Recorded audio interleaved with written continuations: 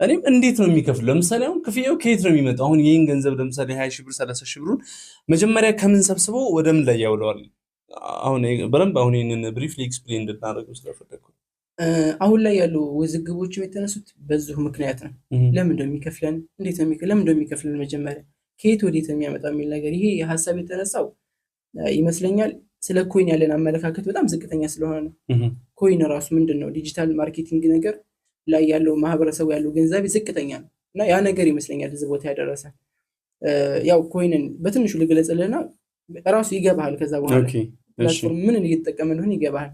በፊት ላይ ግብይት ጭቃ በቃ ነበር። ከአሞሌጫው በፊት ምሳሌ የሆነ በግ ይዤ እሄዳለሁኝ ከአንተ ስንዴ ይዤ እመለሳለሁ።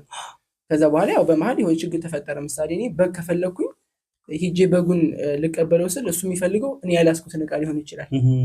ምን ተፈጠረ? ያለ መግባባት ነገር ተፈጠረ። ከዛ አንድ ከፍ ተባለና ይሄ ብርና ወርቅ ይሄንን ብር ያው ወርቅ ዝም ብሎ ስለማይገኝ ከየት ማፍሰስ ስለማታመጣው ያንን ወርቅ ፈልገህ ታመጣለህ። ያንን እሰጥሃለሁ፣ የምፈልገውን ዕቃ ይዤ እሄዳለሁ። ያ ነገር እየመጣ ሄደ። አሁን ደግሞ ወረ ላይ ከፍ ሲል ምን መጣ? ይሄ አሞሌጫው ያልከው አገራችን ላይ መገበያየት ተጀመረ። እሱም ላይ አሁን አልሆነም። የሆነ ትልቅ እንደዚህ ትልቅ ዕቃ ከፈለክ አስበሃል እንዲህ አድርገህ ዘፍ አድርገህ እንካሞሌጫው ይሄንን ስጠኝ ሁለት ተሳቢ ዘይደ አይሆንም። ስለዚህ አሁንም ዝቅ አለና መንግስት ምን አደረገልን? በስምምነት ይሄ ብር የሚባል ነገር መጣ።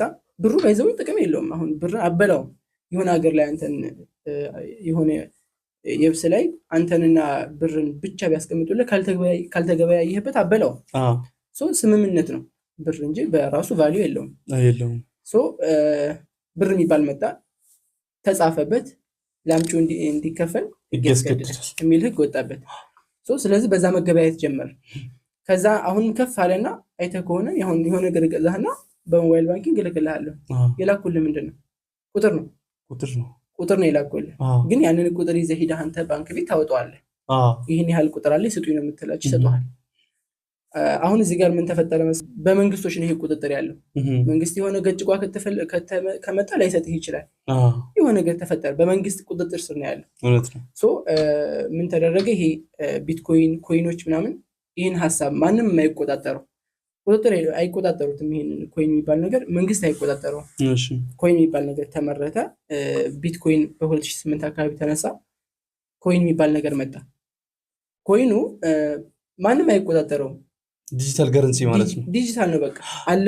አሁን ለየት የሚያደርገው ምንድነው? ባንክ ቤት ሄደህ 3 ቢትኮይን አለኝ ስጠኝ ቢትኮይን ብትል በእጅህ አይሰጥህም። አለህ ነው በቃ